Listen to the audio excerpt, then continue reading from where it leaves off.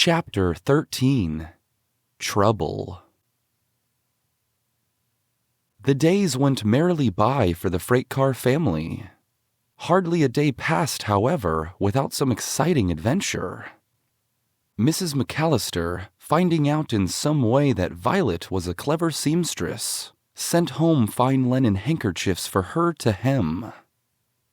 Each one had a tiny colored rose in the corner, and Violet was delighted with the dainty work. She sat sewing daily by the swimming pool, while Benny sailed wonderful boats of chips, and waited around to his heart's content.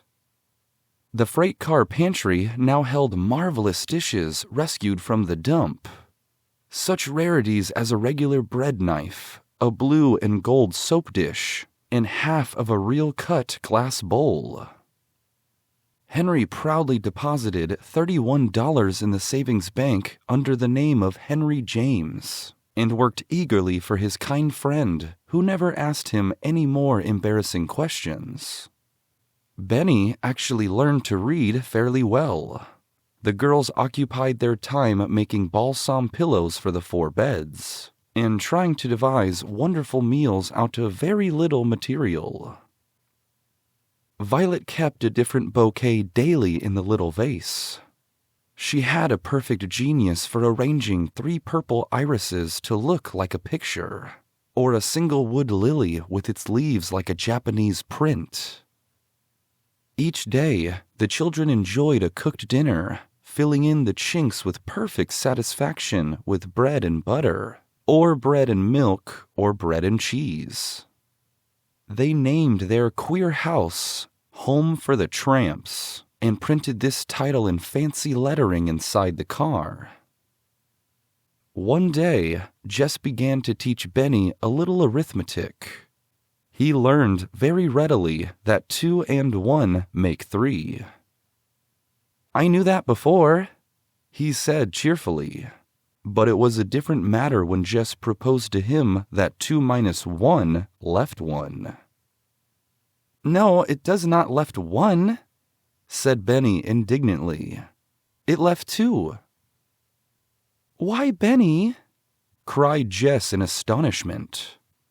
"Supposing you had 2 apples and I took away 1, wouldn't you have 1 left?" "You never would," objected Benny with confidence. "No, but supposing Watch took 1, suggested Jess. "Watchy wouldn't take 1 neither," said Benny. "Would you, doggy?" Watch opened one eye and wagged his tail. Jess looked at Violet in despair. "What shall I do with him?" she asked. Violet took out her chalk and printed clearly on the outside of the freight car the following example. 2 minus 1 equals. "Now, Benny, don't you see?" she began. "That if you have 2 things and somebody takes away 1, that you must have 1 left." "I'll show you myself," agreed Benny, finally with resignation. "Now, see the 2? He actually made a respectable figure 2 on the freight car. "Now, here's a nice 1. Now, supposin' I take away the 1, don't you see the 2's left right on the car?" He covered the figure 1 with his chubby hand and looked about at his audience expectantly. Jess rolled over against a tree trunk and laughed till she nearly cried. Violet laughed until she really did cry. And here we come to the first unpleasant incident in the story of the runaway children. Violet could not stop crying, apparently, and Jess soon made up her mind that she was really ill. She helped her carefully into the car and heaped all the pine needles around and under her, making her the softest bed she could. Then she wet clothes in the cool water of the brook and laid them across her little sister's hot forehead. "How glad am I that it is time for Henry to come home," she said to herself, holding Violet's slender brown hands in her cool ones. Henry came promptly at the usual time. He thought she had a cold, he said, And this seemed likely, for Violet began to cough gently while the rest ate a hasty supper. "We don't want to let her go to a hospital if we can possibly help it," said Henry, more troubled than he cared to show.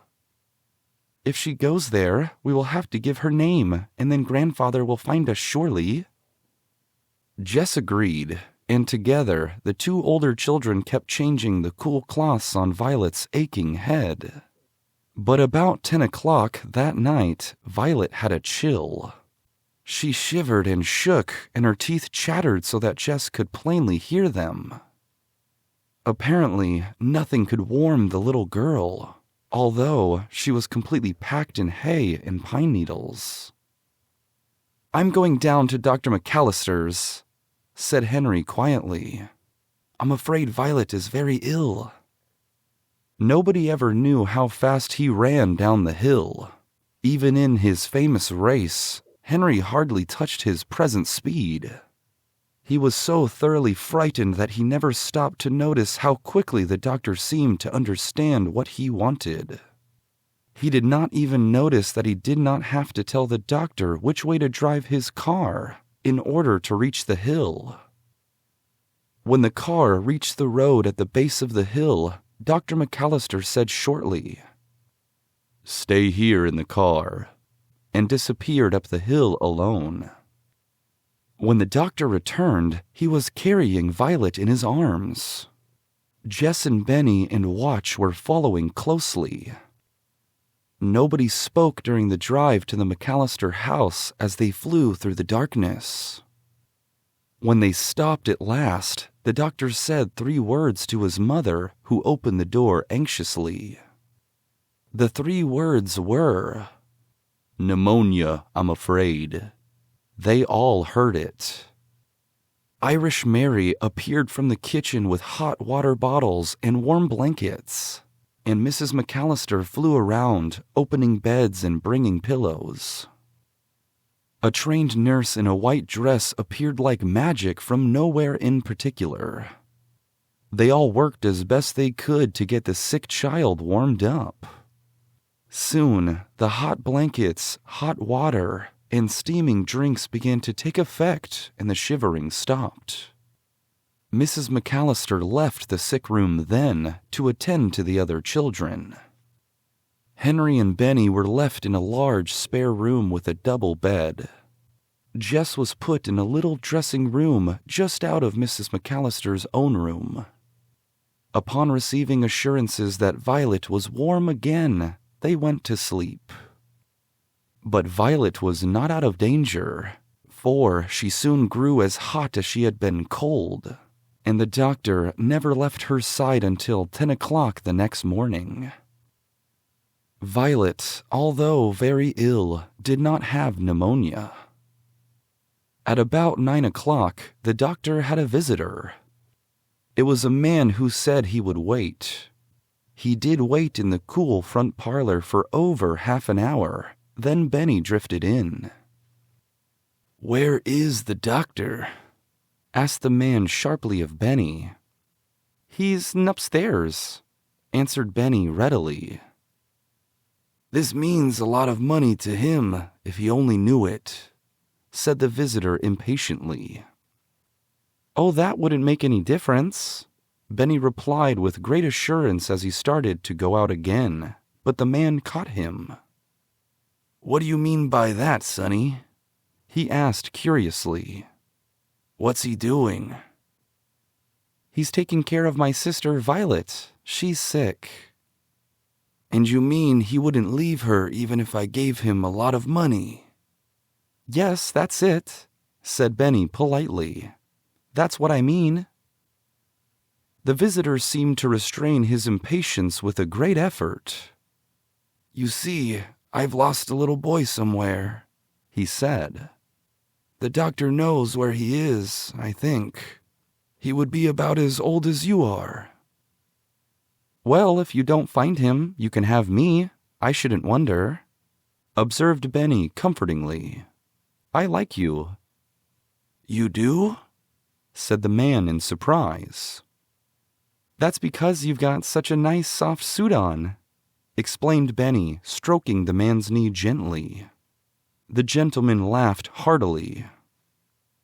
"No, I guess it's because you have such a nice soft laugh," said Benny, changing his mind.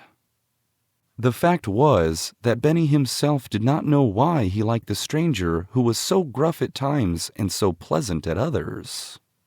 He finally accepted the man's invitation and climbed into his lap to see his dog's picture and his watch, feeling of the nice soft suit on the way. The doctor found him here when he came down at 10 o'clock. "Better go and find Watch, Benny," suggested the doctor. "Perhaps someday I'll come again," observed Benny to his new friend. "I like your dog, and I'm sorry he's dead." With that, he scampered off to find Watch, who was very much alive. "I expected you, Mr. Cordis," said the doctor, smiling. "Only not quite so soon." "I came the moment I heard your name hinted at," said James Cordis. "My chauffeur heard 2 workmen say that you knew where my 4 grandchildren were. That's all I waited to hear. Is it true? And where are they?" "That was one of them," said the doctor quietly.